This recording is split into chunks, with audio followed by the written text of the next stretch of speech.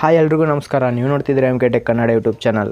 Friends, ಇವತ್ತಿನ ವಿಡಿಯೋದಲ್ಲಿ ನಾನು ನಿಮಗೆ ಏನು ತಿಳಿಸ್ಕೊಡ್ತಾ ಇದ್ದೀನಿ ಅಂತಂದರೆ SLC ಎಕ್ಸಾಮ್ 2 ಡೇಸ್ ಬೇಕು ಒಂದು ರಿಸಲ್ಟ್ ಕೂಡ ಅನೌನ್ಸ್ ಆಗಿದೆ. ಫ್ರೆಂಡ್ಸ್, ರಿಸಲ್ಟ್ ಅನೌನ್ಸ್ ಆದಮೇಲೆ ನಿಮಗೆ ಕನ್ಫ್ಯೂಷನ್ ಇರುತ್ತೆ. SLC ಆಗಿದ ತಕ್ಷಣ ನಾನು ಯಾವುದು ಒಂದು ಕೋರ್ಸನ್ನು ತಗೋಬೋದು ಮತ್ತು ಯಾವ ಒಂದು ಟಾಪಿಕ್ ಮೇಲೆ ಒಂದು ಕೋರ್ಸನ್ನು ಮಾಡ್ಬೋದು ಅಂತ ನಿಮಗೆ ತುಂಬ ಕನ್ಫ್ಯೂಷನ್ ಇರುತ್ತೆ. ನೀವು ಯಾವ ಒಂದು ಕೋರ್ಸನ್ನು ತಗೊಂಡ್ರೆ ಯಾವುದಕ್ಕೆ ಉಪಯೋಗ ಅಂತ ನಾನು ನಿಮಗೆ ಈ ವಿಡಿಯೋದಲ್ಲಿ ಸಂಪೂರ್ಣವಾಗಿ ತಿಳಿಸ್ಕೊಡ್ತಾ ಇದ್ದೀನಿ. ಫ್ರೆಂಡ್ಸ್, ಆದ್ದರಿಂದ ಯಾರೆಲ್ಲ ಫಸ್ಟ್ ಟೈಮ್ ನನ್ನ ವೀಡಿಯೋನ ನೋಡ್ತಾ ಇದ್ದೀರಾ, ಯಾರೆಲ್ಲ ಚಾನಲ್ನ ಸಬ್ಸ್ಕ್ರೈಬ್ ಮಾಡಿಲ್ಲ ಅವರು ಮರಿದೆ ಸಬ್ಸ್ಕ್ರೈಬ್ ಮಾಡಿ ಮತ್ತು ಪಕ್ಕದಲ್ಲಿ ಕಾಣಿಸ್ತಿರೋ ಬೆಲ್ ಐಕನ್ನ ಪ್ರೆಸ್ ಮಾಡಿ ಮತ್ತು ಲೈಕ್ ಕೊಡೋಣ ಮಾತ್ರ ಮರಿಬಿಡಿ. ಫ್ರೆಂಡ್ಸ್, ಬನ್ನಿ ಫ್ರೆಂಡ್ಸ್, ವೀಡಿಯೋನ ಶುರು ಮಾಡೋಣ.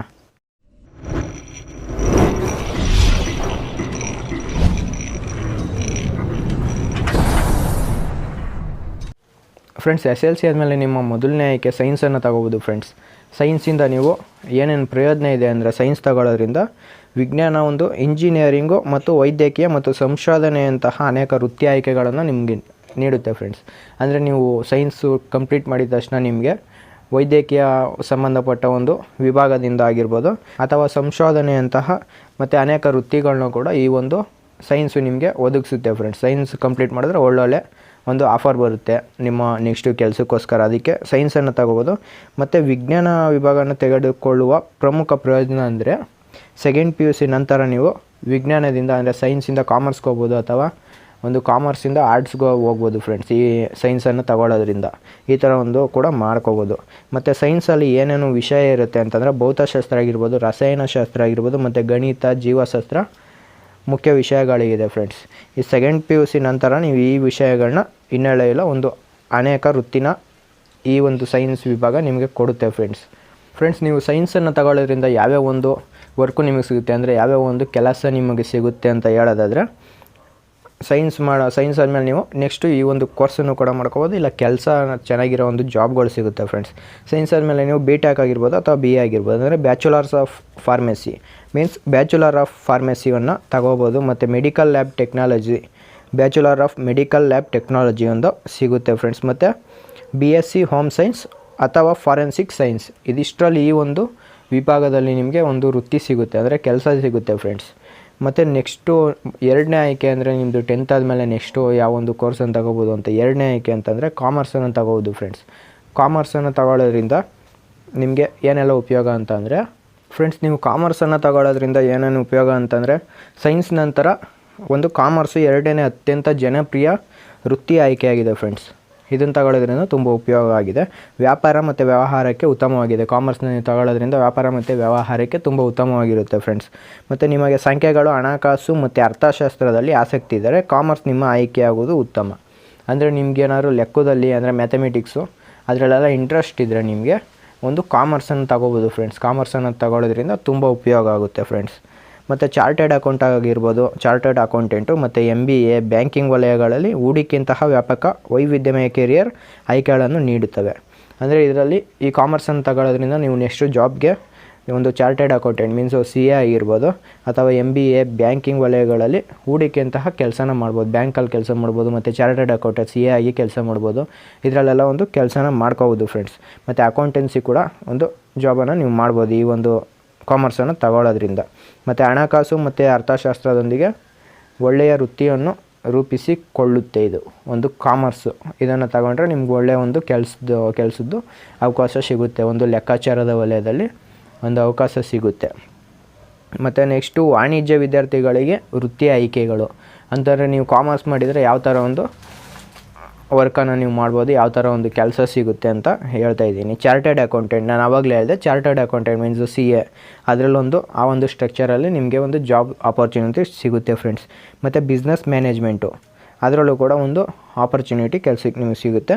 ಇದರಲ್ಲಿ ಏನು ಮಾಡ್ಬೋದು ಅಂದರೆ ಅಡ್ವರ್ಟೈಸಿಂಗ್ ಆ್ಯಂಡ್ ಸೇಲ್ಸ್ ಮ್ಯಾನೇಜ್ಮೆಂಟು ಅಂತಂದರೆ ಅಡ್ವರ್ಟೈಸಿಂಗ್ ಕಂಪ್ನಿಗಳಾಗಿರ್ಬೋದು ಅಥವಾ ಸೇಲ್ಸ್ ಮ್ಯಾನೇಜಿಂಗು ಕಂಪ್ನಿಗಳಾಗಿರ್ಬೋದು, ಅದರಲ್ಲಿ ನಿಮಗೊಂದು ಒಳ್ಳೆಯ ಒಂದು ಜಾಬು ಸಿಗುತ್ತೆ ಈ ಒಂದು ಕಾಮರ್ಸನ್ನು ಆಯ್ಕೆ ಮಾಡೋದ್ರಿಂದ. ಇವಾಗ ನಿಮಗೆಲ್ಲ ಗೊತ್ತು ಫ್ರೆಂಡ್ಸ್, ಇವಾಗ ಡಿಜಿಟಲ್ ಮಾರ್ಕೆಟಿಂಗ್ ಅಂತಂದರೆ ಎಷ್ಟು ಫೇಮಸ್ ಆಗಿದೆ ಅಂತ ನಿಮಗೆಲ್ಲ ಗೊತ್ತು. ಇವಾಗೆಲ್ಲ ಡಿಜಿಟಲ್ ಮಾರ್ಕೆಟಿಂಗಲ್ಲೇ ಬರ್ತಾಯಿದೆ. ಎಕ್ಸಾಂಪಲ್ ಡಿಜಿಟಲ್ ಮಾರ್ಕೆಟಿಂಗ್ ಅಂತಂದರೆ ಇವಾಗ ನೋಡ್ತಾ ಇರ್ಬೋದು ನೀವು, ಎಲ್ಲ ಅಮೆಝಾನ್ ಆಗಿರ್ಬೋದು, ಫ್ಲಿಪ್ಕಾರ್ಟ್ ಆಗಿರ್ಬೋದು, ಅದೆಲ್ಲ ಒಂದು ಡಿಜಿಟಲ್ ಮಾರ್ಕೆಟಿಂಗ್ ಅಂಡರಲ್ಲೇ ಬರುತ್ತೆ. ಅದೆಲ್ಲ ಆ ಥರ ಒಂದು ಒಂದು ಜಾಬ್ ಎಲ್ಲ ಆಪರ್ಚುನಿಟಿ ಸಿಗುತ್ತೆ ಫ್ರೆಂಡ್ಸ್. ನೆಕ್ಸ್ಟ್ ನೀವು HR ಕೆಲಸ ಮಾಡ್ಬೋದು ಫ್ರೆಂಡ್ಸ್. HR ಅಂತಂದರೆ ಹ್ಯೂಮನ್ ರಿಸೋರ್ಸ್ ಮ್ಯಾನೇಜ್ಮೆಂಟ್, ಅದರಲ್ಲಿ ನೀವು ಕೆಲಸನ ಮಾಡ್ಬೋದು.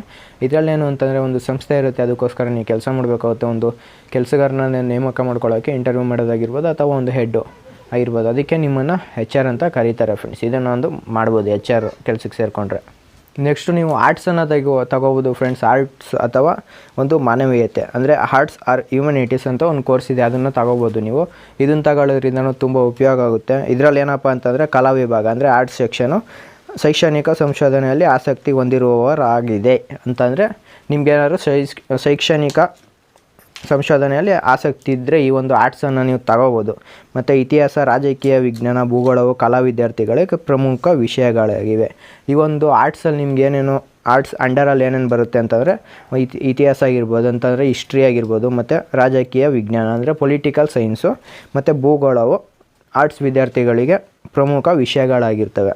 ಇದನ್ನು ನೀವು ತಗೋಬೋದು ಆರ್ಟ್ಸನ್ನು. ಮತ್ತು ಇದರಲ್ಲಿ ಆರ್ಟ್ಸಲ್ಲಿ ಏನು ಅಂತಂದರೆ ಆರ್ಟ್ಸ್ ವೃತ್ತಿ ಜೀವನದ ಪರ್ಯಾಯಗಳು ಒಂದು ಶ್ರೇಣಿಯನ್ನು ನೀಡುತ್ತವೆ. ಇದರಲ್ಲಿ ಕೂಡ ನಿಮಗೆ ಒಳ್ಳೊಳ್ಳೆ ಒಂದು ಜಾಬ್ ಆಪರ್ಚುನಿಟಿ ಬರುತ್ತೆ. ಒಂದು ಆರ್ಟ್ಸನ್ನು ಮಾಡಿಕೊಂಡ್ರೆ ಒಂದು ಜಾಬ್ ಆಪರ್ಚುನಿಟೀಸ್ ನಿಮಗೆ ಸಿಗ್ತವೆ ಅಂತ ಹೇಳ್ಬೋದು ಫ್ರೆಂಡ್ಸ್. ಮತ್ತು ಇದು ಕೂಡ ಒಂದು ಸೈನ್ಸ್ ಮತ್ತು ಕಾಮರ್ಸ್ನಿಂದ ನೀಡಲ್ಪಡುವಂತೆ ಲಾಭದಾಯಕವಾಗಿದೆ. ಆವಾಗಲೇ ಹೇಳಿದೆ ನಿಮಗೆ ಸೈನ್ಸು ಮತ್ತು ಆರ್ಟ್ಸಲ್ಲಿ ಒಂದು ಕಾಮರ್ಸಲ್ಲಿ ಕೂಡ ಜಾಬ್ ಆಪರ್ಚುನಿಟೀಸ್ ತುಂಬ ಚೆನ್ನಾಗಿದೆ. ಇದರಲ್ಲೂ ಕೂಡ ಒಂದು ಜಾಬ್ ಆಪರ್ಚುನಿಟೀಸ್ ನಿಮಗೆ ಚೆನ್ನಾಗಿ ಸಿಗುತ್ತೆ ಈ ಒಂದು ಕೋರ್ಸನ್ನು ಮಾಡಿಕೊಂಡ್ರೆ. ಮತ್ತು ಇದರಲ್ಲಿ ಈ ಒಂದು ಕೋರ್ಸ್ ಮಾಡಿಕೊಂಡ್ರೆ ನಿಮ್ಗೆ ಯಾವ ಥರ ಕೆಲಸ ಸಿಗುತ್ತೆ ಅಂತಂದರೆ ಉತ್ಪನ್ನ ವಿನ್ಯಾಸ ಅಂದರೆ ಪ್ರಾಡಕ್ಟ್ ಡಿಸೈನಿಂಗು. ಈ ಒಂದು ಕೋರ್ಸ್ ಮಾಡಿದ್ರೆ ನಿಮಗೆ ಪ್ರಾಡಕ್ಟು ಡಿಸೈನಿಂಗ್ ಮಾಡೋವಂಥ ಒಂದು ಜಾಬ್ ಆಪರ್ಚುನಿಟಿ ಸಿಗುತ್ತೆ. ಮತ್ತು ನೆಕ್ಸ್ಟ್ ಬಂದ್ಬಿಟ್ಟು ಮಾಧ್ಯಮ ಅಥವಾ ಪತ್ರಿಕೋದ್ಯಮ ಅಂದರೆ ಪ್ರೆಸ್ಸಲ್ಲಿ ನೀವು ಕೆಲಸ ಮಾಡ್ಬೋದು ಫ್ರೆಂಡ್ಸ್. ಈ ಒಂದು ಕೋರ್ಸನ್ನು ನೀವು ತಗೊಂಡು ಮಾಡಿದ್ರೆ ಪ್ರೆಸ್ಸಲ್ಲಿ ನೀವು ಕೆಲಸ ಮಾಡ್ಬೋದು. ಫ್ಯಾಷನ್ ತಂತ್ರಜ್ಞಾನ ಅಂದರೆ ಫ್ಯಾಷನ್ ಡಿಸೈನಿಂಗ್ ನೀವೆಲ್ಲ ಕೇಳಿರ್ತೀರ, ಇವಾಗ ತುಂಬ ಪಾಪ್ಯುಲರ್ ಆಗ್ತಾಯಿದೆ ಫ್ಯಾಷನ್ ಡಿಸೈನಿಂಗ್, ಅದರಲ್ಲಿ ಕೂಡ ನೀವು ಜಾಬನ್ನು ಮಾಡ್ಬೋದು. ಮತ್ತು ವಿಡಿಯೋ ರಚನೆ ಮತ್ತು ಸಂಪಾದನೆ ಅಂತಂದರೆ ವಿಡಿಯೋನ ನೀವು ರಚನೆ ಮಾಡೋದು ಅಂದರೆ ವಿಡಿಯೋ ಕ್ರಿಯೇಟ್ ಮಾಡೋದು ಮತ್ತು ಎಡಿಟಿಂಗ್ ಮಾಡೋದು, ಅದೆಲ್ಲ ಇದರಲ್ಲಿ ಈ ಅಂಡರಲ್ಲೇ ಬರುತ್ತೆ, ಆರ್ಟ್ಸ್ ಅಂಡರಲ್ಲೇ ಬರುತ್ತೆ. ಇದನ್ನು ಕೂಡ ನೀವು ಮಾಡ್ಕೋಬೋದು.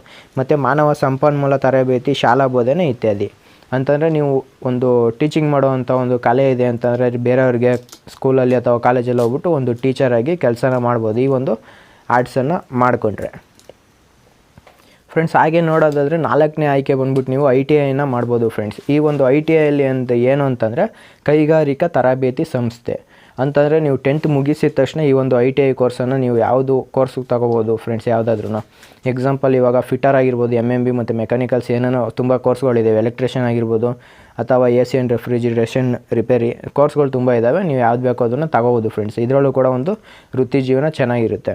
ಇದರಲ್ಲಿ ನೀವು ITI ಆಗಿದ ತಕ್ಷಣ ಅಂದರೆ 2 ವರ್ಷ ಆಗಿರ್ಬೋದು, 3 ವರ್ಷ ಕೋರ್ಸ್ ಇರುತ್ತೆ, ಮತ್ತು 1 ವರ್ಷದ್ದು ಕೋರ್ಸ್ ಇರುತ್ತೆ ITIಯಲ್ಲಿ. ನೀವು ತಗೊಂಡು ಇದನ್ನು ಕಂಪ್ಲೀಟ್ ಮಾಡಿದ ತಕ್ಷಣ ನಿಮ್ಗೆ ಯಾವುದೋ ಒಂದು ಕೆಲಸ ಸಿಗುತ್ತೆ ಅಂತಂದರೆ PWDಗಳು ಮತ್ತು ಇತರ ಸಾರ್ವಜನಿಕ ವಲಯಗಳಲ್ಲಿ ಉದ್ಯೋಗಾವಕಾಶಗಳು ಸಿಗುತ್ತೆ ಫ್ರೆಂಡ್ಸ್. ಅಂದರೆ PWDಗಳಲ್ಲಿ ನೀವು ಒಂದು ಜಾಬನ್ನು ಮಾಡ್ಬೋದು. ಅಂದರೆ 10th ಬೇಸಿಸ್ ಮೇಲೆ ಮಾಡ್ಬೋದು. ITI ಮಾಡಿರ್ತೀರ 10th ಬೇಸಿಸ್ ಮೇಲೆ ಈ ಒಂದು ಜಾಬನ್ನು ನಿಮಗೆ ಕೊಡ್ತಾರೆ ITI ಸರ್ಟಿಫಿಕೇಟ್ ಇದ್ದರೆ.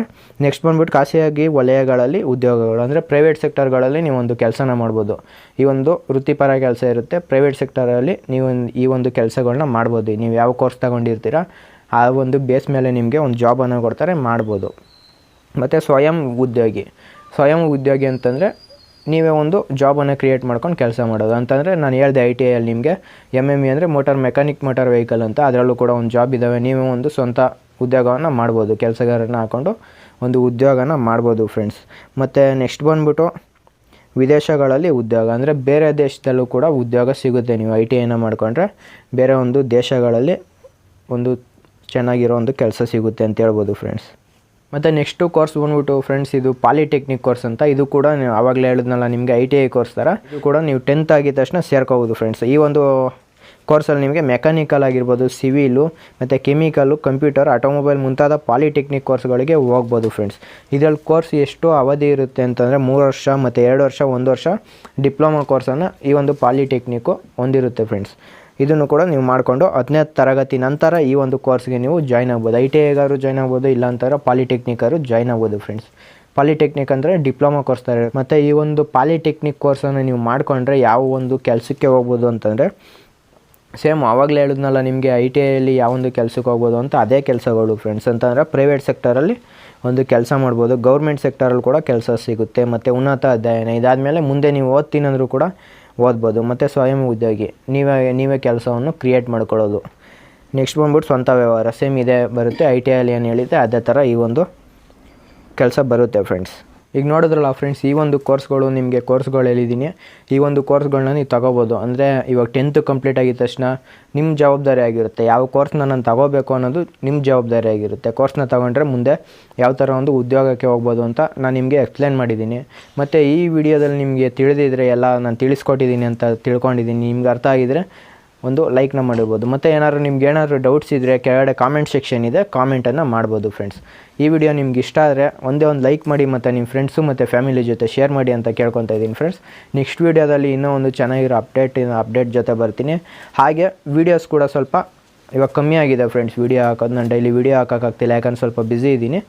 ನಮ್ಮ ಊರಿಗೆ ಕೂಡ ಬಂದಿದ್ದೀನಿ, ಅದರಿಂದ ವೀಡಿಯೋನ ಹಾಕೋದು ಕಮ್ಮಿ ಆಗ್ತಿದೆ ಫ್ರೆಂಡ್ಸ್. ನೆಕ್ಸ್ಟಿಂದ ಕರೆಕ್ಟಾಗಿ ವೀಡಿಯೋಸ್ನ ಮೇಂಟೈನ್ ಮಾಡ್ಕೊಂಡು ಹೋಗ್ತೀನಿ. ಈ ವಿಡಿಯೋ ಇಷ್ಟ ಆಗಿದೆ ಅಂತ ತಿಳ್ಕೊತಿದ್ದೀನಿ. ಹೇಳೋದ್ನಲ್ಲ ಲೈಕ್ ಕೊಡಿ ಮತ್ತು ಫ್ರೆಂಡ್ಸ್ ಆ್ಯಂಡ್ ಫ್ಯಾಮಿಲಿ ಜೊತೆ ಶೇರ್ ಮಾಡಿ ಅಂತ ಹೇಳ್ತಾ ಧನ್ಯವಾದಗಳು ಫ್ರೆಂಡ್ಸ್. ವೀಡಿಯೋ ನೋಡಿದ್ದಕ್ಕೆ.